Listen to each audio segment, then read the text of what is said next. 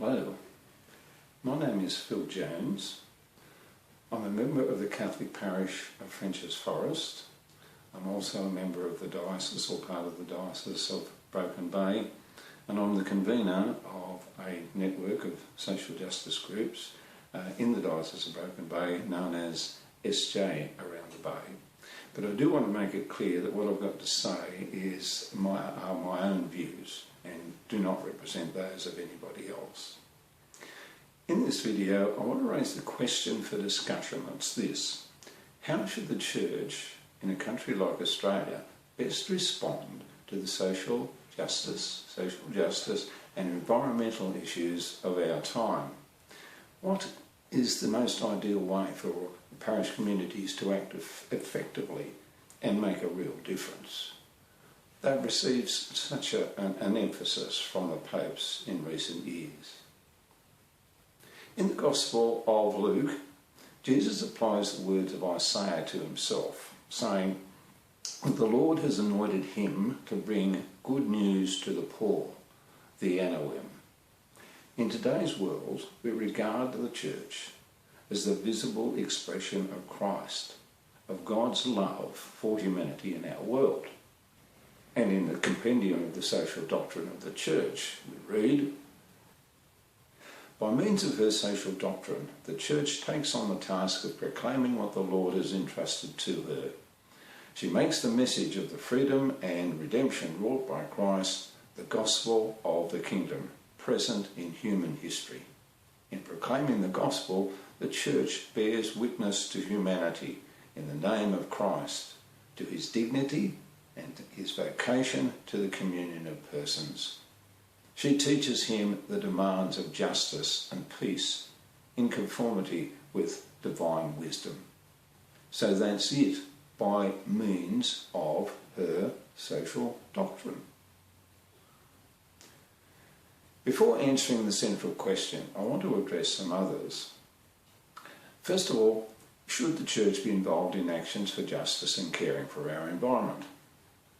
Well, as long ago as 1971, the World Synod of Catholic Bishops pointed out that action on behalf of justice and participation in the transformation of the world fully appear to us as a constitutive dimension of the preaching of the gospel, or in other words, of the Church's mission for the redemption of the human race and its liberation from every oppressive situation. In the compendium of the social doctrine of the Church's social doctrine is not a privilege for her, or a digression, a convenience, or interference. It is her right to proclaim the gospel in the context of society, to make the liberating word of the gospel resound in the complex worlds of production, labour, business, finance, trade, politics, law, culture, social communications, where men and women live. The second question is, what is social justice, and is it different from charity? Without discussing the different forms of social justice, sometimes mentioned, distributive, procedural and so on, I just want to answer this by saying charity is responding to an immediate cause, providing food for the hungry, setting up a medical centre for a village in Kenya or an orphanage in Nepal. Whereas action for social justice looks more at why is it that the people of Kenya or those of Nepal or anywhere else cannot ensure these elements in their society themselves so that they are able to live with appropriate human dignity. So it involves looking at the social, economic, the political and other systems or structures that contribute to the situation in which the poor or the powerless find themselves, and in dealing with those. Very often they are quite complex, difficult to change, and not particularly the fault of any individual. Yet they can be very significant contributors to a restriction on human dignity. In a similar way, Pope Francis in Evangelii Gaudium says, "The need to resolve the structural causes of poverty cannot be delayed, not only for the pragmatic reason of its urgency for the good order of society, but because society needs to be cured of a sickness which is weakening and frustrating it, and which can only lead to new crises. Welfare projects which meet certain urgent needs should be considered merely temporary responses. So the need is to resolve the structural causes of poverty, and they cannot be delayed, he says. So, is there a way that ordinary parishioners can effectively respond to these issues? Parishioners, first of all, need to know that a particular situation exists. They may not know that children trafficked into slave labour is used in parts of Africa to pick cocoa beans used for the making of the chocolate that they eat. They might not be aware that the jeans that they are wearing are made by teenage girls, paid a pittance, in crowded factories in Bangladesh. They may be unaware that tax avoidance and tax evasion cost developing countries billions of dollars every year, far, far more than the overseas aid that they receive. Or they may not understand that under certain provisions of free trade agreements, that an Australian mining company can sue the government of El Salvador for hundreds of millions of dollars because it refused to grant a mining licence likely to result in excessive environmental damage. They may never have heard of the villagers of Bulga in the New South Wales Hunter Valley, whose community life is severely threatened by the expansion of an open-cut mine. So parishioners need to be empowered with knowledge. Then they need to know how to respond. To say that these problems are too large and they can't do anything about them as an individual is to state the obvious. And again, one of the most self-defeating reactions is to feel guilty. Feeling guilty is often quite inappropriate.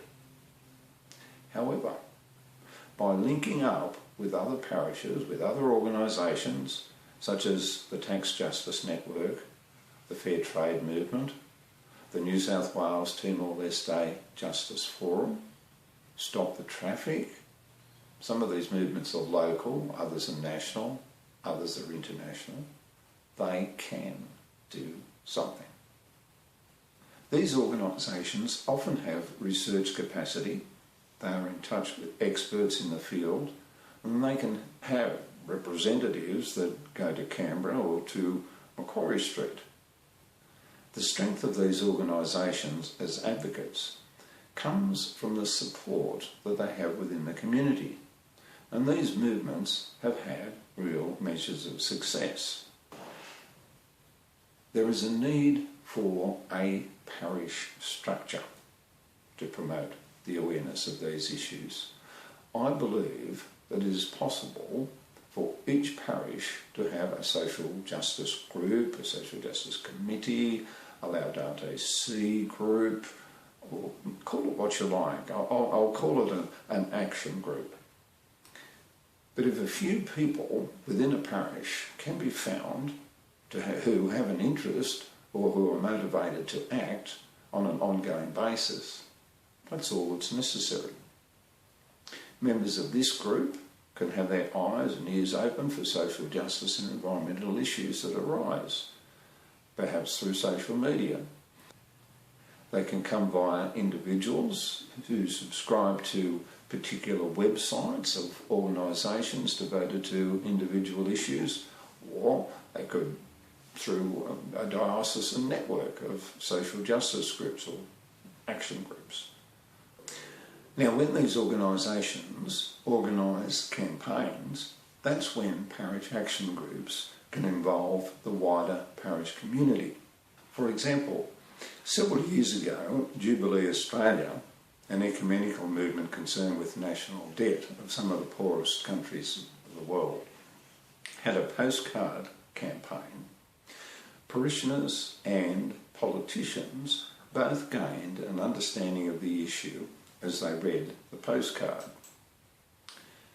The International Tax Justice Network had a similar campaign on tax avoidance and evasion.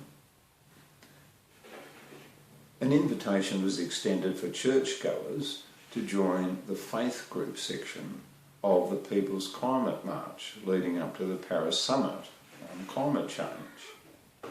Other similar actions can be having a group of parishioners photographed holding signs related to a particular issue and sending that on to the appropriate political representatives.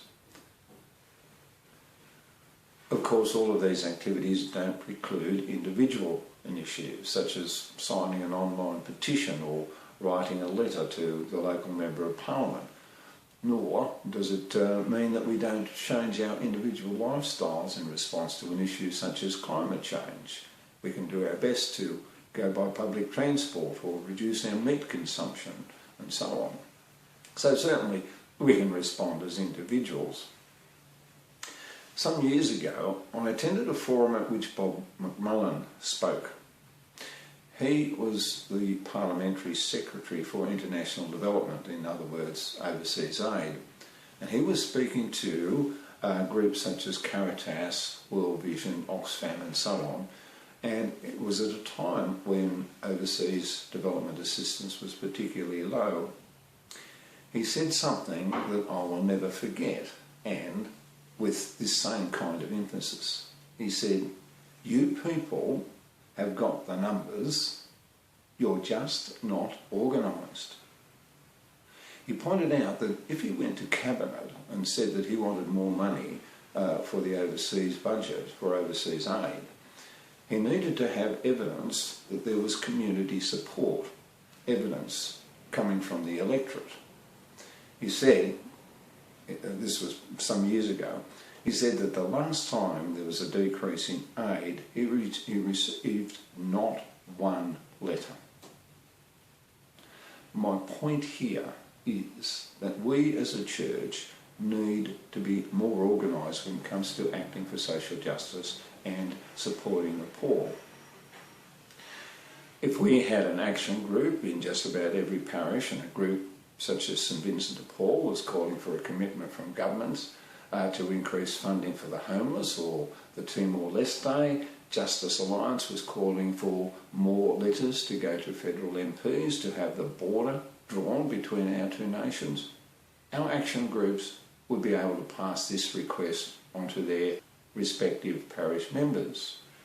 This could happen at a national level if we have a system of communication to all parishes. Being more organised requires communication, something I spoke about earlier. Often enough, this communication needs to be simultaneous. Our parishioners need to know that advocacy is needed. They need to have reliable information and fair-minded analysis of any complex social justice or environmental issue. How do we achieve that? In our network, that is SJR in the Bay, we discuss the idea of a national monthly newsletter that could be circulated to all parishes willing to be on the mailing list. It could be a 2-page document that had very brief paragraphs on the issues of concern, with web links to sources able to provide more details. It could include an action section, an update or new good news section, and where appropriate a relevant quote from the Bible or Pope or our church leaders. It could be inserted into the parish bulletin and carried home by parishioners. Isn't that a waste of paper? Some might say in this digital age. Why not just have it on the parish website? Well, my bet is that it has a far greater chance of being read if it is in people's hands, rather than having to search for it somewhere in cyberspace. I would be confident that such a newsletter could be put together by a group of volunteers. Another point about having an action group in each parish, I believe it would be an important thing for our younger generation to be aware of. They come through our Catholic schools and possibly inspired to do good things for others. If they know that in every Catholic parish there is a group concerned about poverty, justice and the environment, a group that will support them in the type of Christian life that they want to lead, then it provides a means of strengthening their faith. They could feel that their local church is concerned and involved with the real world of all of their neighbours, both near and far. Finally, who is responsible for social action? Popes have made it very clear that action in the secular world is the responsibility of the laity, presumably with the encouragement and ongoing support of our priests. I think our priests have a role. They can allow a petition to be signed, postcards distributed. Perhaps they would allow the publication of the suggested national newsletter within their weekly parish bulletins. They could encourage people to attend film nights or forums organised by the parish social justice group. One last point. To proclaim the gospel is, first of all, to be a witness. Now, if we are disciples of Christ, if we are the salt of the earth and the light of the world, if we are the visible expression of Christ to the world, we should, I think, indicate our actions come from our Christian foundation. And where and if banners are appropriate, they should be used. So, to summarise my response to that first question that I raised, what is the most ideal way for parish communities to act effectively, to make a real difference? Firstly, have an action group, social justice group, a Laudate Si group in each parish. Secondly, ensure links with organisations that are working in social justice and environmental fields, that you know that you can trust and that are consistent with social value, with the church's, with gospel values and with the social doctrine of the church. Have information coming to parishioners, perhaps via a regular insert in the parish bulletin or from a parish-based or diocesan-based or national source. Where appropriate, have a visible sign of the concern for a particular issue, be it social or an environmental issue. How do we respond to these urgent issues? Something we need to discuss.